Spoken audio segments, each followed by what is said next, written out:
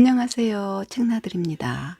오늘은 배우이자 소설가인 차인표 작가의 소설 언젠가 우리가 같은 별을 바라본다면 입니다. 제목만 보고도 가슴이 찡해 오는 작품입니다. 이 작품은 고국을 떠나 70년 만에 필리핀의 한 작은 섬에서 발견된 순이 할머니의 젊은 시절을 담은 이야기입니다.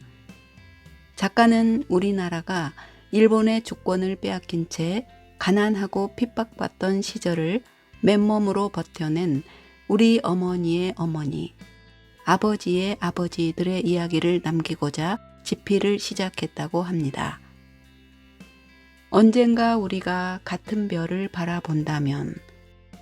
자, 그럼 그 슬프고도 아름다운 서사 속으로 들어가 보겠습니다. 돌아오지 않는 아이들. 용이가 급하게 움막 안으로 들어가 보니 훌쩍이가 천장을 받치는 통나무 기둥에 묶인 채 울고 있습니다. 얼마나 오랫동안 울었으면 쪼그라든 훌쩍이의 얼굴이 눈물 콧물 코피로 범벅입니다. 훌쩍아! 놀란 용이가 얼른 달려와 훌쩍이를 묶은 노끈을 풀어줍니다.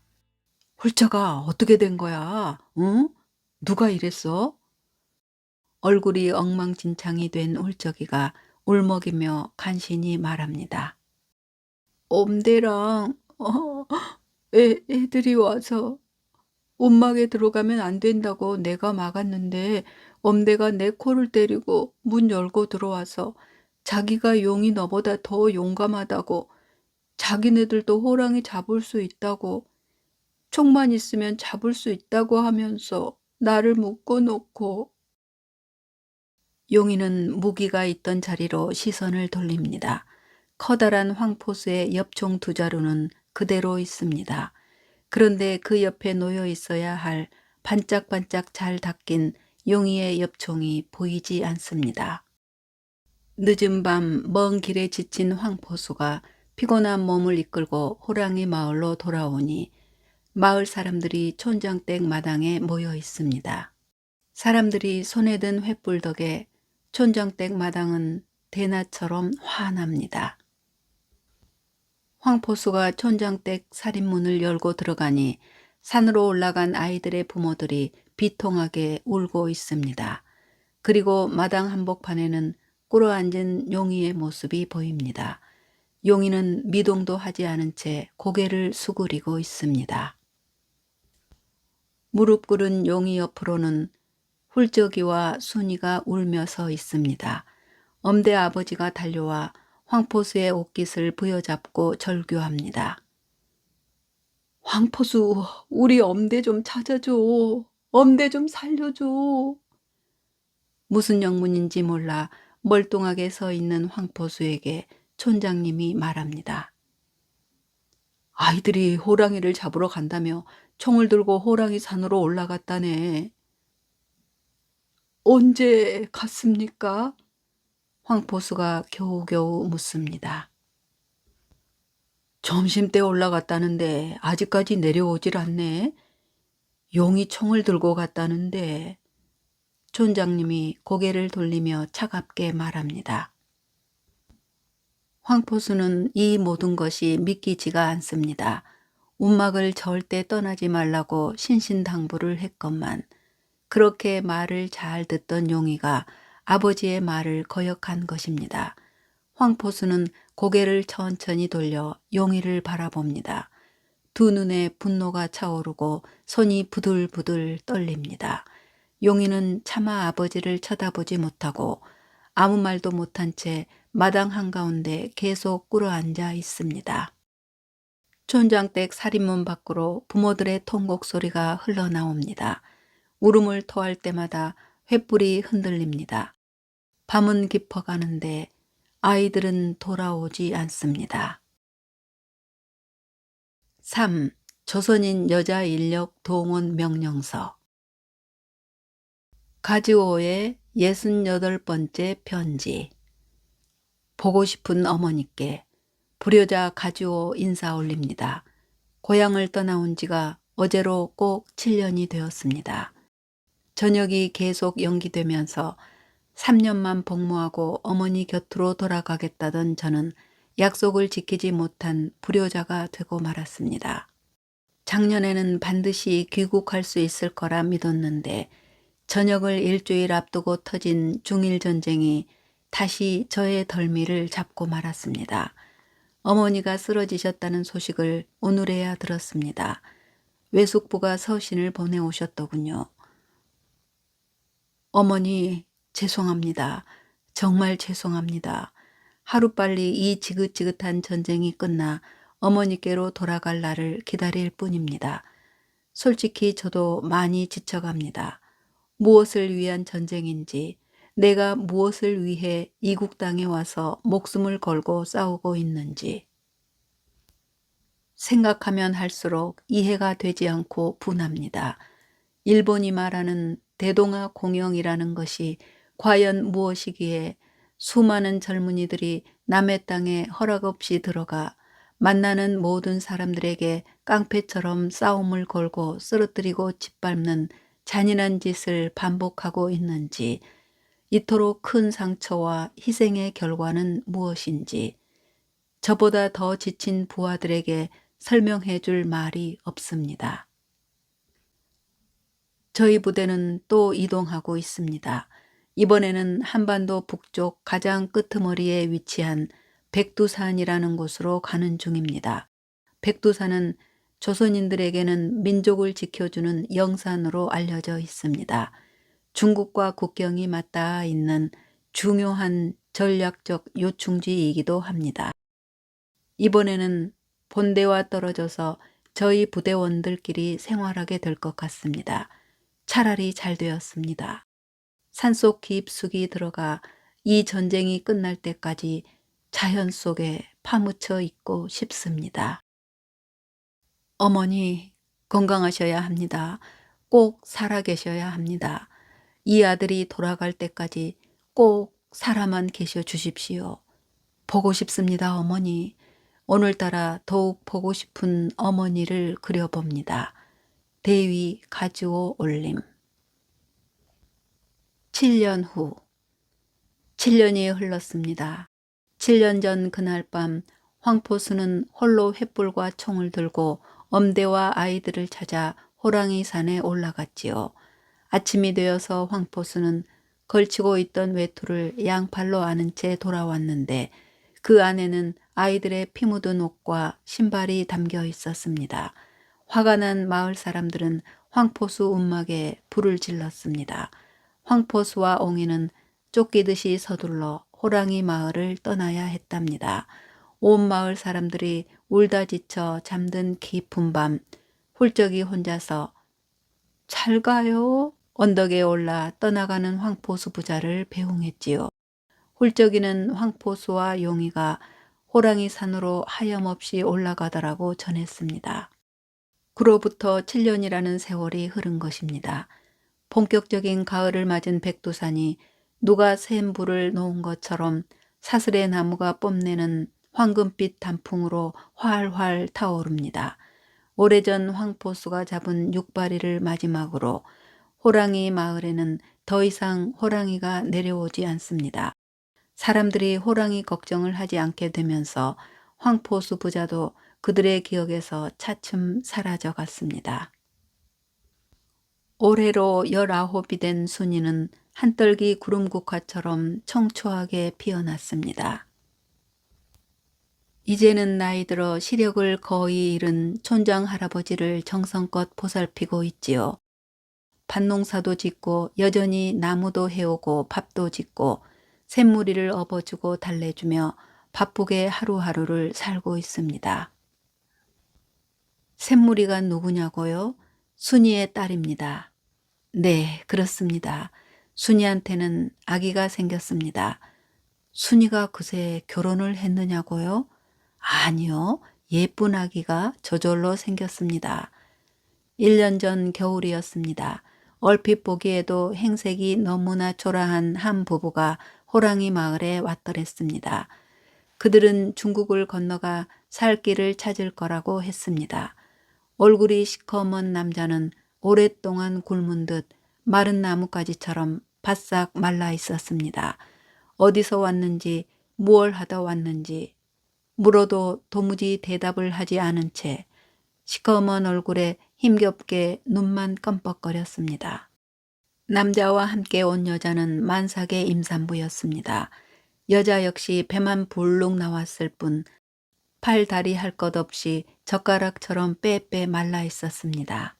남자와 여자는 빼빼 마른 몸처럼 마음도 말라 있었습니다. 마음씨 좋은 촌장님은 그들을 위해 사랑방을 내주었습니다. 아기를 낳고 따뜻한 봄이 올 때까지 묵어도 좋다고 허락해 준 겁니다. 순이는 예전에 황포수 부자에게 그랬듯 이 가난하고 불쌍한 부부를 위해서 정성껏 음식을 만들어 주었습니다. 촌장댁 사랑방을 차지한 부부는 두문불출 도무지 얼굴을 내보이지 않았습니다. 순이가 밥상을 차려오면 남자는 밥상만 받아들고는 얼른 방문을 닫아버렸습니다. 굳게 닫힌 방문처럼 그 부부의 마음은 세상을 등진 채 굳게 닫혀 있었습니다. 그러기를 일주일쯤 지난 어느 날 순이가 늦은 아침까지 인기척이 없는 사랑방 문을 열어보니 부부는 온데간데 없고 갓난아기 혼자 차가운 방바닥에 누워 있었습니다. 아기는 소리 없이 눈물을 흘리고 있었습니다. 방울방울 흘리는 것이 아니라 갓난아기의 그 작디 작은 눈에서 샘물 같은 눈물이 하염없이 흘러내려 방바닥을 적시고 있었습니다. 아기의 엄마 아빠는 갓 낳은 아기를 데리고는 중국 땅으로 가는 험한 여정에 오를 수 없다는 것을 이미 알고 있었나 봅니다. 세상에 갓 태어난 아기를 무엇이 기다리는지 알 수 없는 타지로 데려가느니 마음씨 좋은 촌장댁에 맡기고 먼 길을 떠난 것입니다. 며칠이 지나도 아기의 눈물은 멈추지 않았습니다. 이제는 나이 들어 앞니가 2개나 빠져버린 신만이 구씨가 아기의 상태를 살피더니 눈에 눈물샘이 없다고 했습니다. 아기는 눈물이 흐르는 눈물샘이 막힌 채 태어난 것입니다. 그래서 아기의 두 눈에서는 눈물이 하염없이 흐르고 또 흘러내렸던 것입니다. 막힌 눈물샘을 뚫어주지 않으면 아기는 자라나면서 시력을 완전히 잃게 될 것이라고 신만이 구씨가 말했습니다. 지난 1년 동안 순이 혼자 아기를 길렀습니다.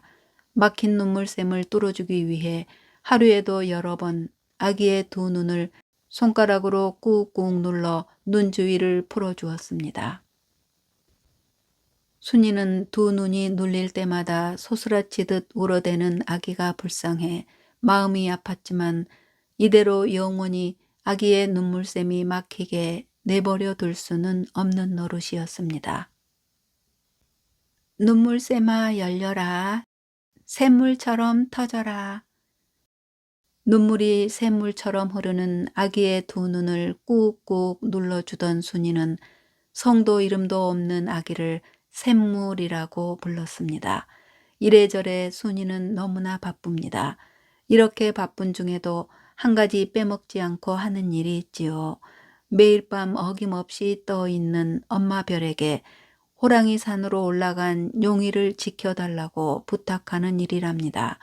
순이는 볼 수도 알 수도 없지만 저 하늘 높이 떠있는 엄마 별은 볼 수 있을 테니까요. 긴 세월이 흘렀지만 만약 용이가 살아있다면 그리고 용이도 엄마 별을 볼 수만 있다면 엄마 별은 그 따스한 빛으로 용이를 위로해 줄 테니까요. 슈!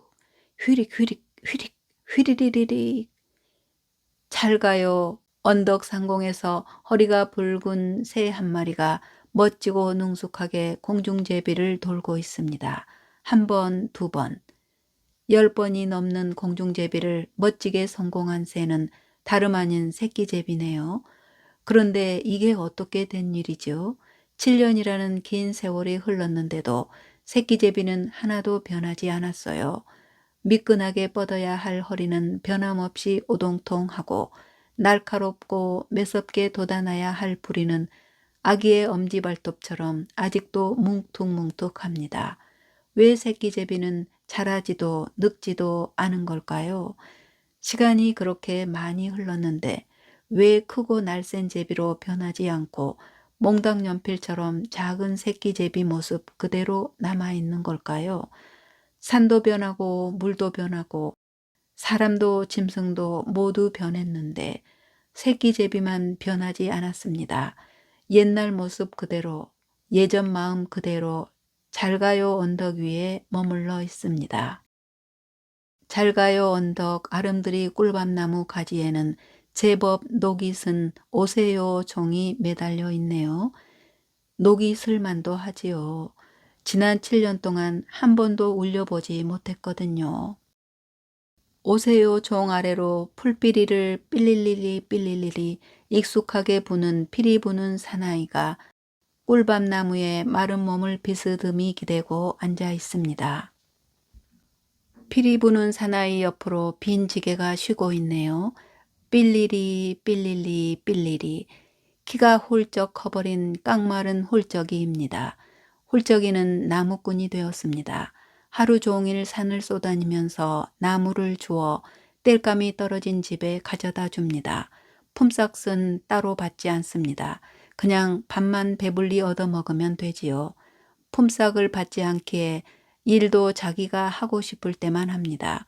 일을 하지 않을 때는 무얼 하느냐고요? 홀쩍이는 용이가 이 마을을 떠나 호랑이 산으로 오른 지난 7년 전부터 하루도 빠짐없이 저녁 무렵이면 꿀밤나무 아래에서 풀피리를 불며 용이를 기다렸답니다. 혹시나 용이가 돌아오면 지난 7년 동안 한 번도 울리지 않았던 오세요 종을 치리라 마음먹고 있었죠. 불길한 소식. 붉은 소나무 마을에 산삼을 팔러 갔다가 허탕을 친 신만이 구씨가 불길한 소식을 가지고 왔습니다. 마을에는 들어가 보지도 못했어. 붉은 소나무 마을 어귀에 일본군 부대 진지가 생겼더라고. 큰 천막들이 여러 개 있고 곳곳에 빨간 일장기가 펄럭이고 일본 군인들이 긴 칼이랑 총을 차고 왔다 갔다 하더라고. 남쪽에서 일본 군인들이 활개치고 다닌다는 이야기는 예전부터 들었지만 뭐 볼 게 있다고 이 첩첩산중까지 들어왔는지. 남쪽에서는 일본군들이 조선 남자들을 강제로 일본으로 끌고 가서 노역을 시킨다던데 조선 청년들한테 일본 군복을 입혀서 중국으로 끌고 가 전쟁터 총알바지로 내몬다던데 어떤 마을에서는 전쟁에 쓴다고 밥솥이랑 쇠붙이를 모두 징발해 갔다던데 신만이 구씨의 이야기를 들은 마을 사람들은 삼삼오오 모여 두런두런 이야기를 나눕니다. 그동안 나그네들을 통해 일본군에 대해서 들은 소문들을 이제야 서로 털어놓은 것입니다. 어른들은 각기 다른 소문을 이야기하지만 사실은 모두 같은 생각을 하고 있습니다.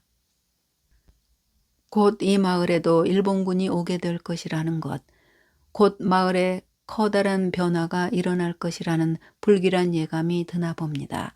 그리고 그 예감은 곧 현실로 다가왔습니다.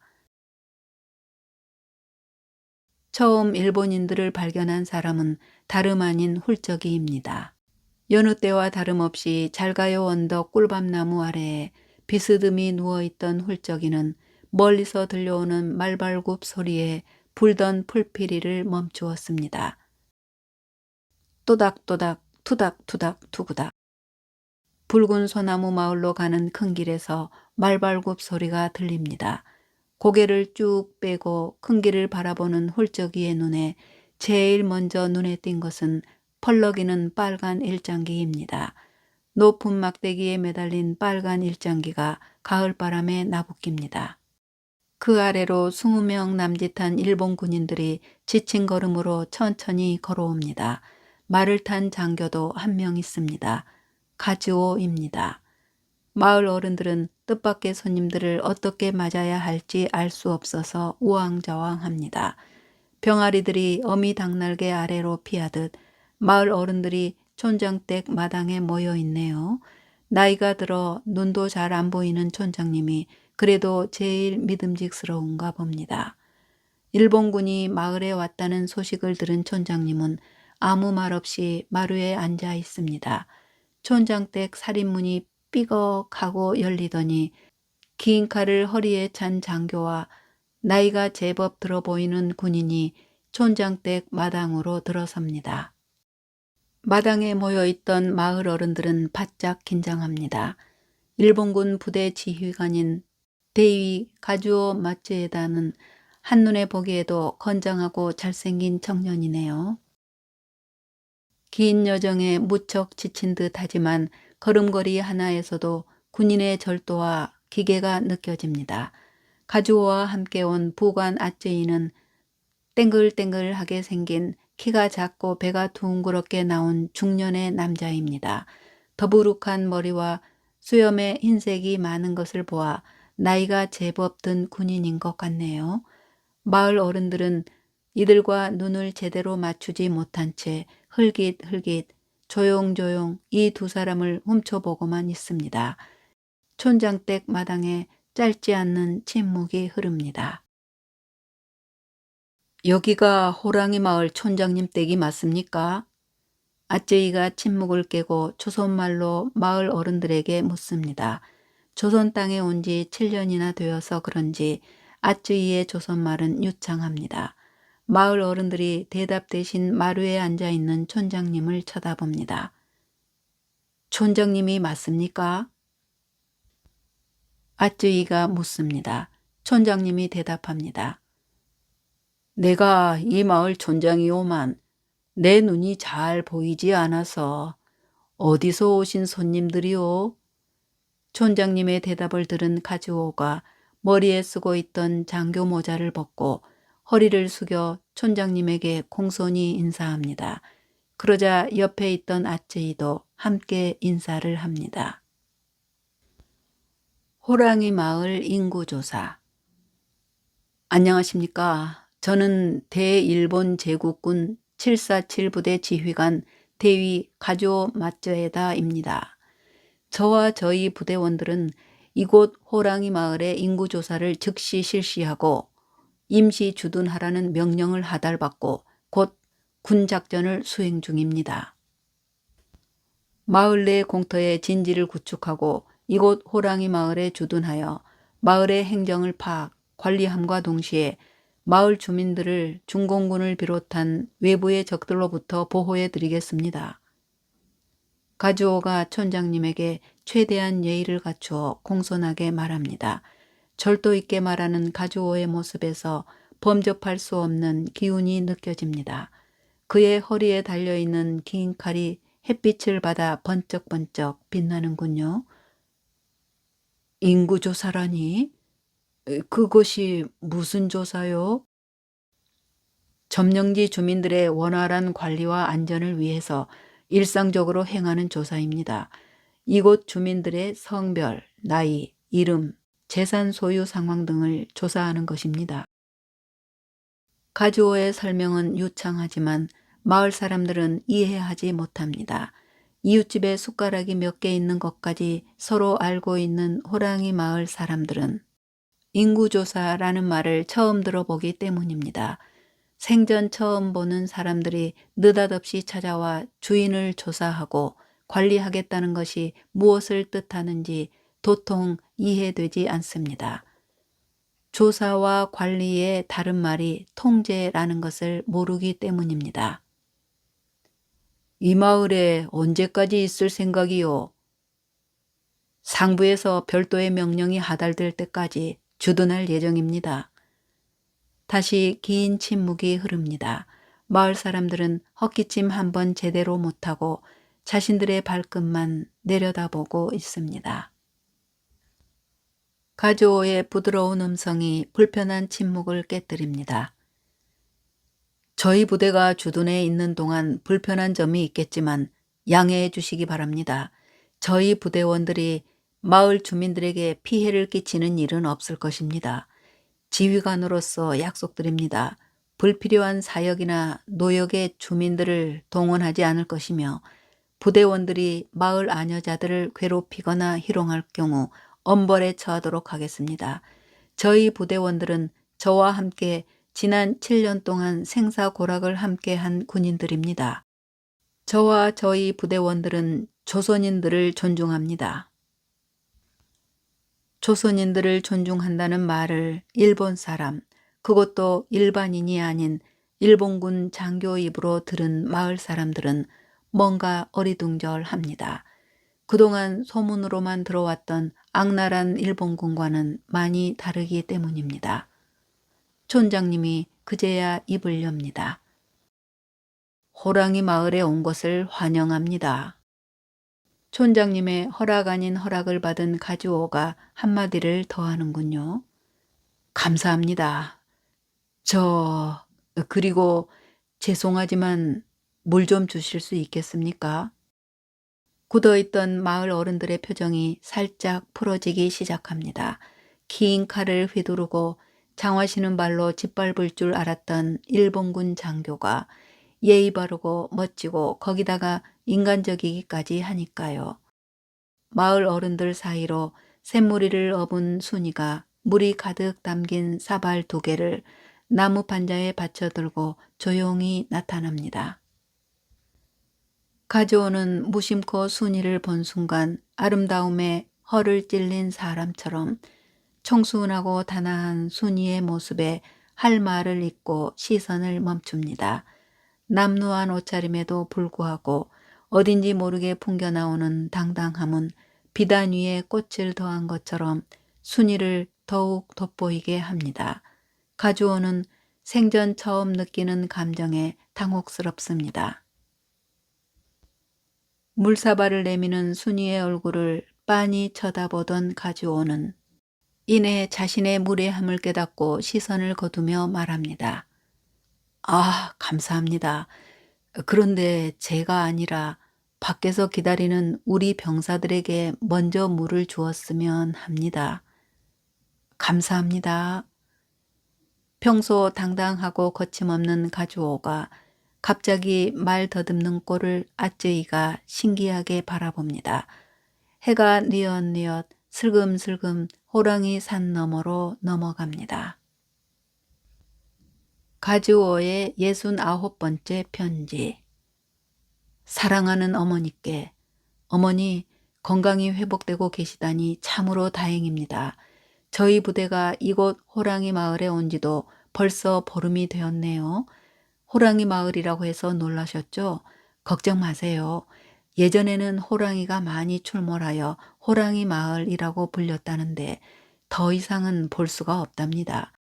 호랑이가 마을로 내려오지 않는 것은 잘된 일이나 사실 백두산 호랑이가 멸종된 가장 큰 이유가 우리 일본인들 때문이라고 하니 정말 민망하고 미안한 일이 아닐 수 없습니다. 이곳 호랑이 마을 주민들 이야기를 들으니 10년 전부터 일본 상인들이 이곳에 몰려와 호랑이 사냥을 했다고 하는군요. 한 번 올 때마다 수십 명씩 몰려와서 10마리, 때로는 20마리가 넘는 호랑이를 잡아 가죽을 벗겨갔다고 합니다. 그러기를 몇 번에 걸쳐 하고 그러고 나니 호랑이 씨가 말라버렸나 봅니다. 어머니, 이곳 호랑이 마을은 아주 평화롭고 아름다운 곳입니다. 세상에 이렇게 평화로운 곳이 있을까 할 정도로 조용합니다. 마을 사람들도 무척 순하고 정이 많은 것 같습니다. 요즘 저에게는 큰 낙이 하나 생겼습니다. 이른 새벽에 일어나 짙게 깔린 안개를 가르며 호랑이 마을 주변을 산책하는 것이지요. 들로 산으로 논으로 작은 언덕으로 걷다 보면 순간순간 변하는 자연과 제가 하나가 되는 듯한 느낌이 들곤 합니다. 그리고 자연과 하나 된 나를 저 하늘 위에서 바라보는 누군가가 있다는 생각이 듭니다. 아마도 그분은 자연과 나를 지은 분이 아닐까 합니다.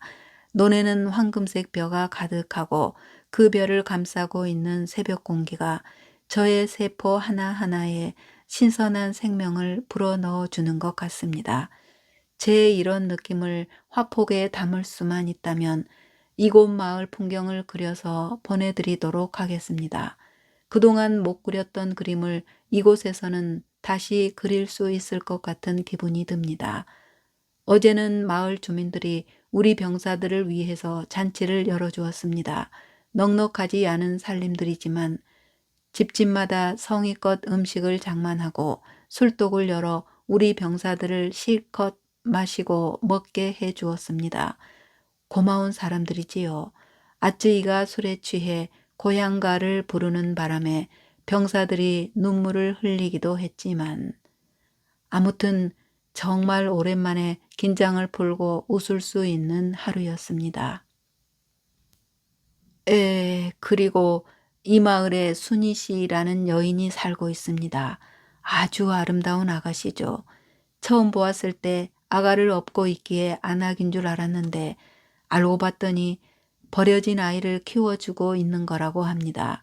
얼굴만큼 마음씨도 고운 여인인 것 같습니다. 그럼 오늘은 이만 줄이겠습니다. 사랑합니다, 어머니. 아이를 업은 그 여인의 뒷모습을 그려보았습니다. 잘 보관해 두셨다가 나중에 제가 귀국하면 돌려주세요. 대위 가즈오 올림. 폭풍우 치는 밤. 가즈오의 부대가 호랑이 마을에 온 지도 벌써 한 달이 넘게 지났습니다. 마을 사람들과 일본군들은 걱정과 달리 사이좋게 잘 지내고 있네요.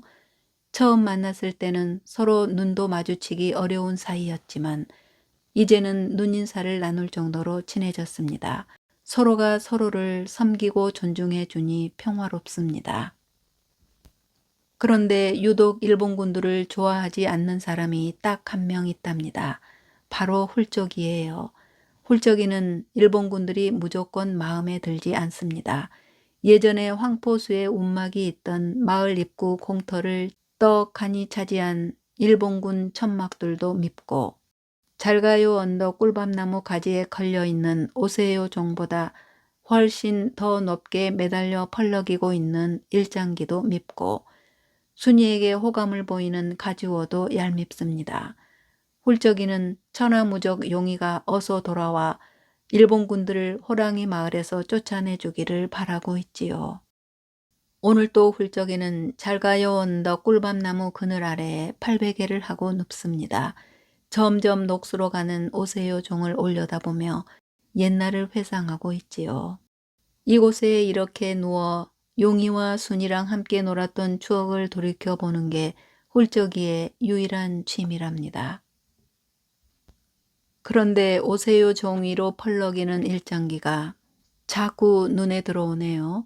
일장기를 안 보려고 왼손으로 한쪽 눈을 가려봅니다. 이제 됐습니다. 이제는 일장기는 보이지 않고 파란 하늘 바탕에 오세요 종만 보입니다. 이제 즐거웠던 옛날로 추억 여행을 떠나면 됩니다. 그런데 파란 하늘에 먹구름이 몰려오기 시작합니다. 파랗던 하늘이 순식간에 먹구름에 뒤덮여 어두워지는가 싶더니 굵은 빗방울이 후두둑 떨어집니다. 살짝 잠이 들려 했던 훌쩍이가 벌떡 일어납니다. 비가 내립니다.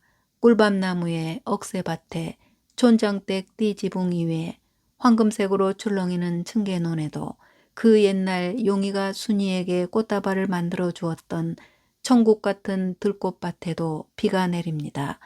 굵은 빗방울은 어느새 폭우로 변하고 시원하게 불던 가을바람은 태풍으로 변합니다. 강한 비바람이 몰아칩니다. 백두산을 통째로 날려버릴 것 같은 강한 비바람이 밤이 되도록 그치지 않고 불어옵니다. 후두둑 툭. 호랑이 마을 상공에서 활강하던 새끼제비의 날개에 부딪힌 굵은 빗방울들이 툭툭 터져 나갑니다. 갑자기 몰아닥친 비바람을 피할 요량으로 새끼제비가 마을 공터의 일본군 천막 처마 밑으로 날아 들어갑니다. 비바람이 불 때마다 이리 휘청 저리 휘청거리는 천막들은 술 취한 아저씨 마냥 언제 쓰러질지 모르겠습니다. 병사들이 모두 뛰어나와 바람 부는 방향대로 춤을 추는 천막들을 바로 세우느라 아우성을 칩니다. 그런데 이런 와중에도 호롱불빛이 희미하게 새어나오는 천막 한 곳에서만은 유독 고요한 적막감이 흐릅니다. 지휘관 가주오의 천막입니다. 어머니에게 편지를 쓰고 있을까요? 아닙니다.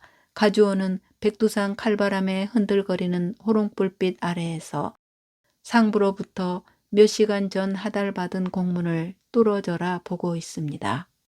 몇 번이나 반복해서 읽었지만 아직도 믿지 못하겠는지 한 번 더 읽고 있는 참입니다. 공문은 백두산 전 지역을 담당하는 상급부대의 지휘관인 다케모토 중좌에게서 온 것입니다. 내용은 간단하지만 메시지는 확실합니다. 조선인 여자 인력 동원 명령서. 본 동원령은 일본 육군성이 주도하고 내무성, 외무성 및 조선총독부가 참여한다. 본 동원령의 목적은 조선의 미혼 여자를 동원해 대일본 제국 군대의 특수 요무, 위안 업무를 충당함에 있다.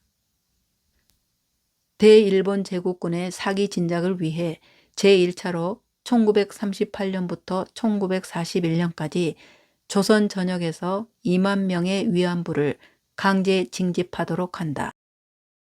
백두산 지역 마을에서 징집한 조선 여자들을 조선 최남단에 위치한 부산의 임시대기소로 운반한다. 근본 인구조사 결과에 근거, 백두산 지역에 주둔하고 있는 각 하급 부대는 아래의 내용에 입각하여 14세부터 25세까지의 조선의 미혼 여자를 징집하여 운반 부대가 올 때까지 착오 없이 대기시켜 놓을 것. 이것 때문에 인구조사를 하라고 상부에서 그토록 닥달했구나. 가조가 깊은 한숨이 섞인 혼잣말을 띄엄띄엄 토해냅니다. 소문으로 들어서만 알고 있던 일본군의 위안부 강제 징집, 부관인 아쯔이가 확실한 정보라면서 여러 차례 이야기를 했지만 가즈오는 제발 이것이 사실이 아니기를 바라고 있었습니다. 이것은 어제 오늘의 일이 아닙니다.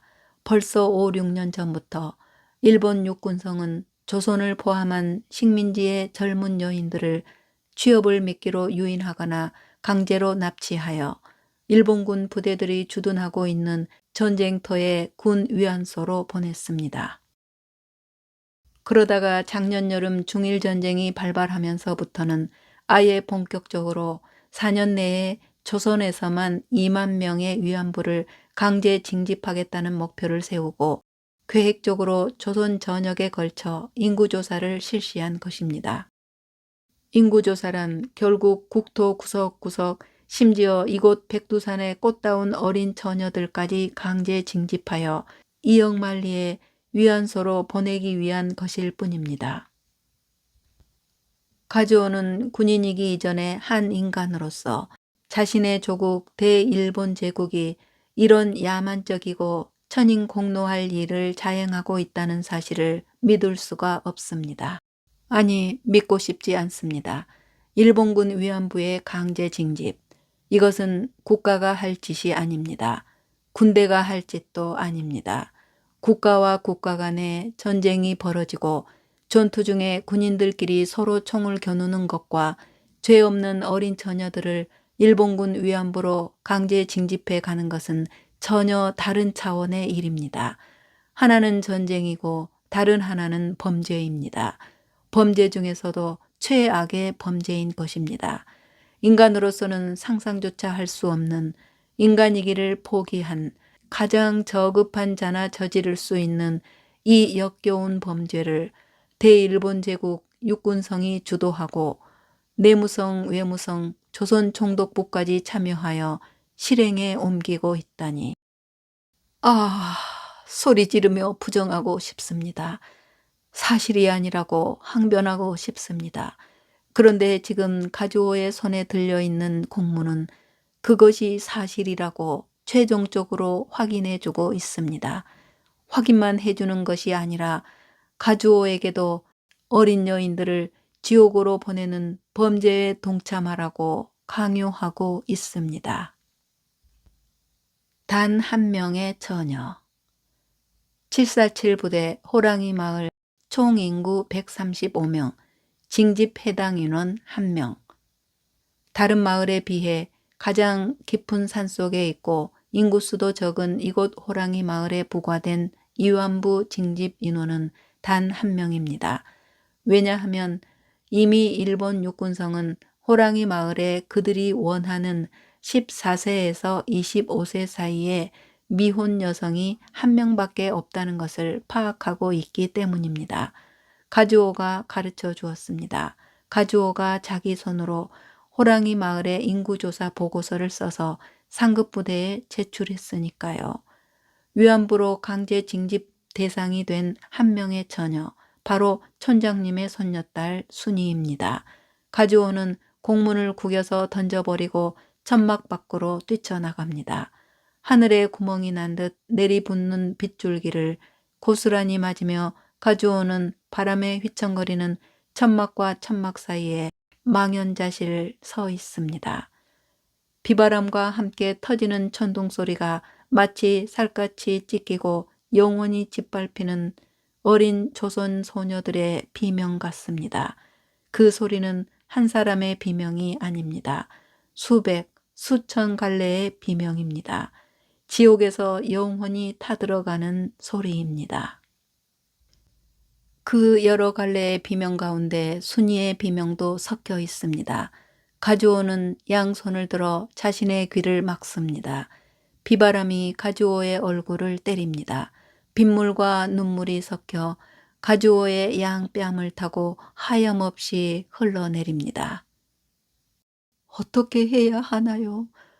이 죄를 어떻게 감당해야 하나요? 가주오는 정신 나간 사람처럼 혼잣말을 대냅니다. 어쩌면 이 순간 차라리 자신이 미쳐버리기를 바라고 있는지도 모릅니다. 결과를 상상할 수조차 없는 추악한 범죄의 주인공이 되기보다 차라리 미친 사람이 되는 것이 나을 것이기 때문입니다. 비가 옵니다. 어린 처녀들이 너무 가여워 하늘이 웁니다. 하늘이 흘린 눈물은 굵은 빗방울이 되어 백두산을 적십니다. 바람이 붑니다. 인간이기를 포기한 자들의 만행에 하늘도 노한 듯 인간이 밟고 있는 땅덩어리를 모조리 날려버릴 기세로 바람이 거세게 불어옵니다. 아침이 되자 날이 거짓말처럼 개었습니다. 성남 비바람은 물러가고 따스한 햇살이 세상을 비춥니다. 처마 밑에 풀 위에 방울방울 떨어지는 물방울들이 떠오르는 태양빛을 받아 반짝거립니다. 온 마을이 구석구석 보석처럼 반짝반짝 빛이 납니다. 훌쩍이는 아침 일찍 잘가요 언덕에 올라갑니다. 밤새 비바람에 꿀밤나무 가지에 달려있던 오세요 종이 떨어지지나 않았을까 걱정이 되어서입니다. 다행이다. 오세요 종이 간밤에 사나운 비바람을 견뎌내고 꿋꿋이 매달려 있네요. 그런데 얄미운 일장기는 꿀밤나무 아래로 떨어졌네요. 일장기를 달아놓은 긴 막대기가 비바람에 부서져 버린 것입니다. 훌쩍이는 땅에 떨어져 있는 일장기를 보면서 갑자기 재미있는 생각이 난 듯 쿡쿡 웃습니다. 잠시 후 일장기를 매단 긴 막대기가 다시 잘가요 언덕 꿀밤나무 옆에 꽂힙니다. 그런데 일장기의 빨간 동그라미가 사람의 웃는 얼굴로 변했네요.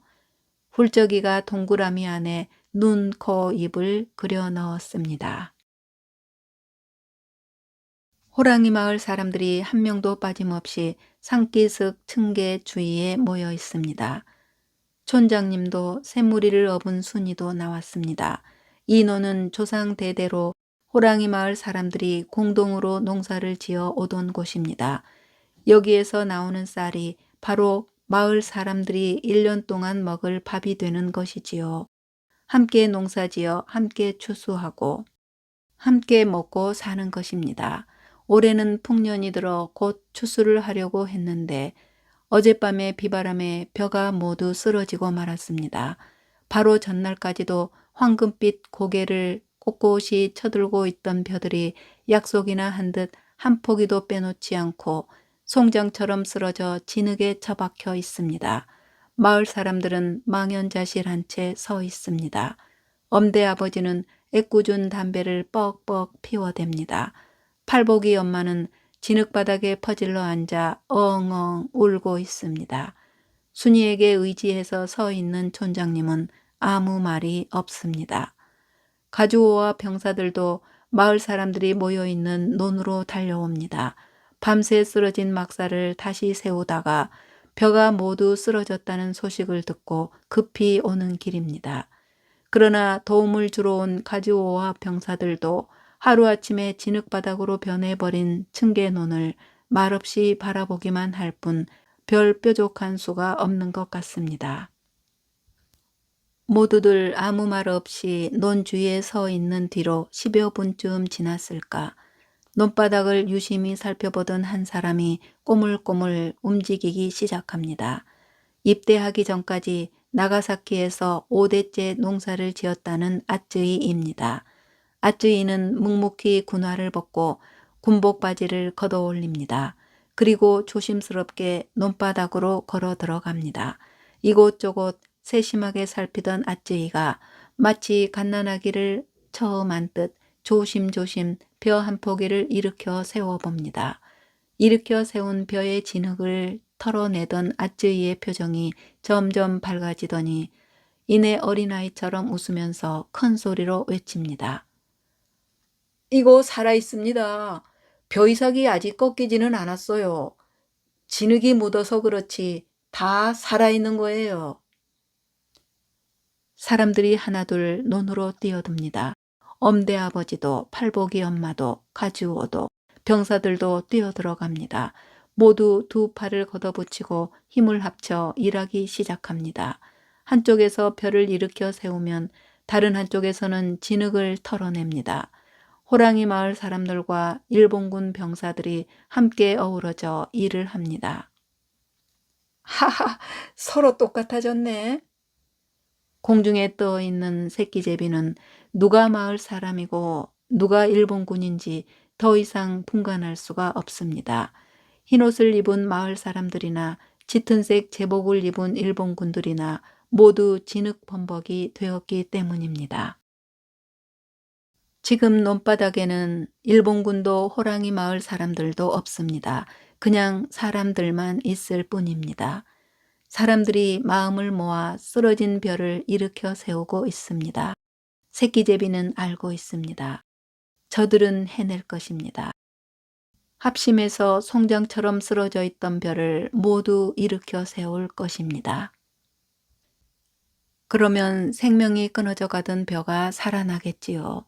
다시 살아난 벼 이삭은 더 많은 쌀알갱이를 품어 키워낼 것입니다.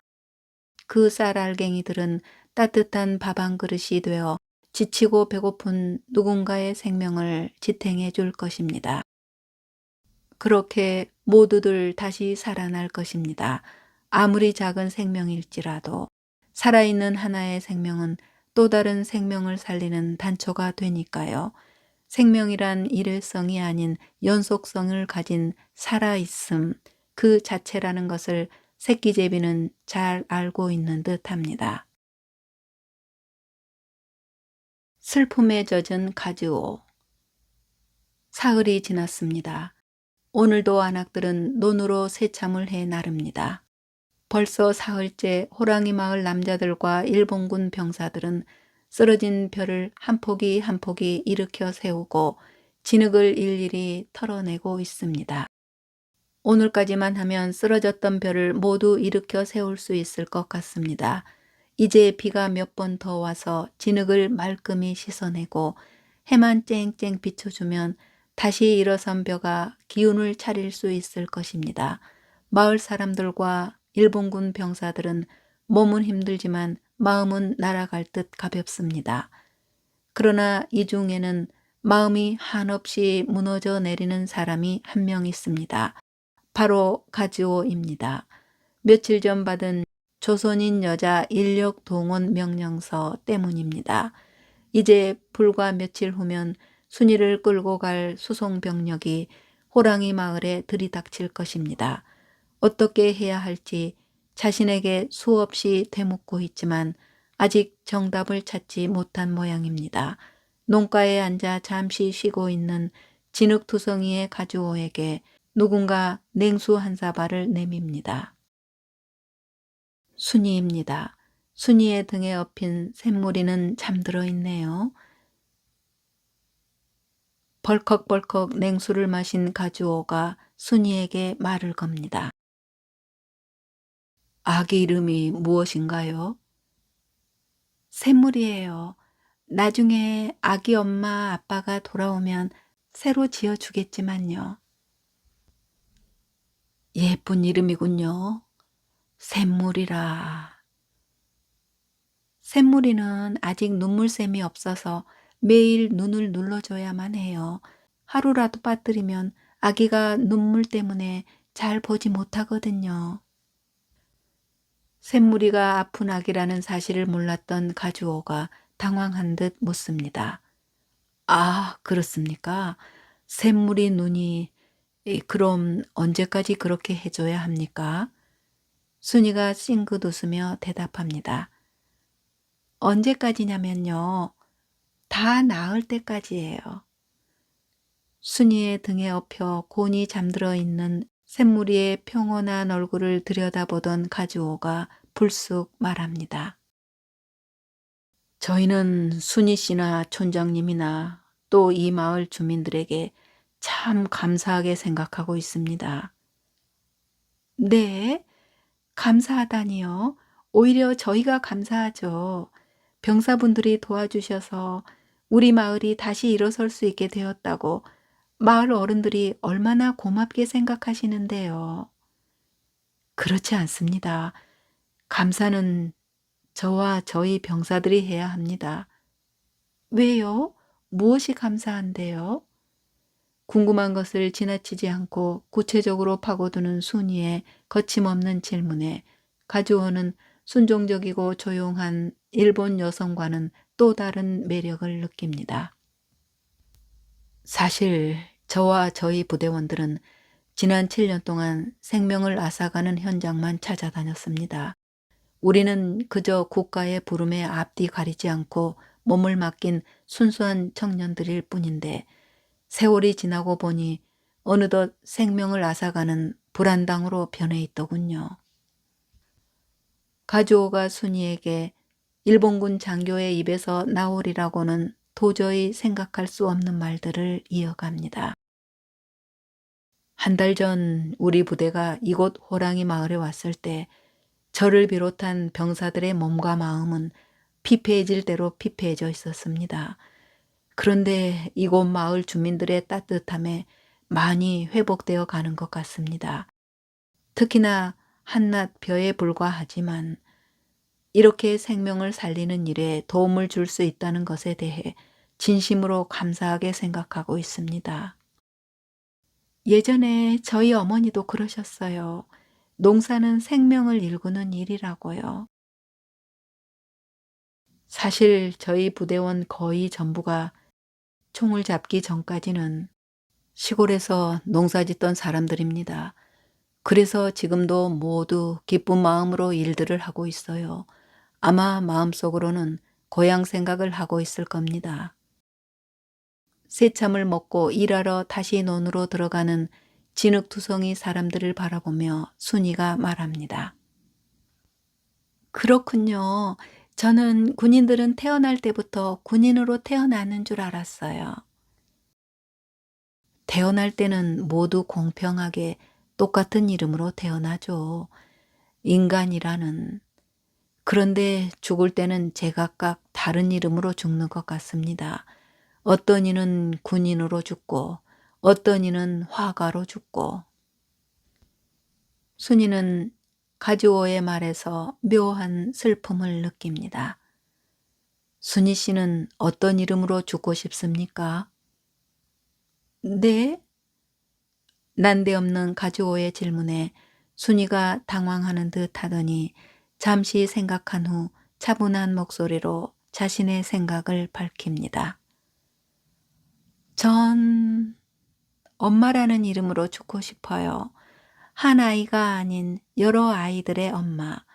아이들이 울 때 업어주고, 아플 때 어루만져주고, 슬플 때 안아주고, 배고플 때 먹여주는 엄마라는 이름으로 평생 살다가 아이들과 헤어질 때쯤 되면 아이들도 엄마라는 이름을 갖게 되겠죠? 순이의 대답을 듣고 있던 가즈오의 정신이 갑자기 몽롱해집니다. 순이 씨, 미안하지만 당신은 결코 엄마라는 이름으로 죽지 못할 것입니다. 당신 등에 엎여 있는 샘무리의 눈물샘이 열리는 것도 보지 못할 것입니다. 당신은 곧 이영만리 전쟁터로 끌려가서 짐승 같은 남자들에게 몸과 영혼을 철저히 유린당한 뒤 아무런 이름도 갖지 못한 채 외롭게 죽을 것입니다. 가즈오의 마음이 불현듯 이런 불행한 생각으로 가득 찹니다. 빈 새참 그릇 꾸러미를 머리에 인 순이와 안악들이 시야에서 멀리 사라질 때까지도 가즈오의 마음은 맷돌이라도 삼킨 것처럼 점점 무거워집니다.